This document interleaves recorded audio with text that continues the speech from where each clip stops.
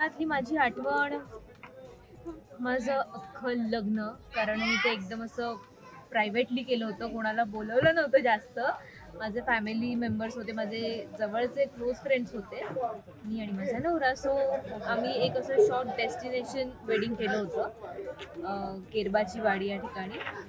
आणि लग्नापासूनची पहिल्या दिवसापासूनची शेवटपर्यंत जी काही प्रोसेस होती, जो काही सगळा माहोल होता, तो सगळा माझ्यासाठी स्पेशल होता. सो एक अशी खास आठवण नाहीये, पण अख्खं लग्न माझ्यासाठी स्पेशल आहे. नवऱ्याकडनं किती सपोर्ट भेटतो की तो एक तर साताऱ्यात राहून शूट करते, जेव्हा तो सिरियल बघतो तेव्हा त्याच्याकडनं काय प्रतिक्रिया येतात? खरं गोष्ट सांगायची झाली तर कधी कधी कामाचं कौतुक केलं जातं. जास्त वेळा असं होतं की या गोष्टी चुकतायत, ह्या गोष्टी बरोबर होत नाही आहेत तुझ्याकडून. तर त्या गोष्टी मी चांगल्या करण्याचा प्रयत्न करते, कारण साहजिक आहे अख्खं जग कौतुक करत असतं, पण आपल्या जवळचा माणूस जो असतो तो आपल्याला चुकीच्या गोष्टी आधी सांगतो.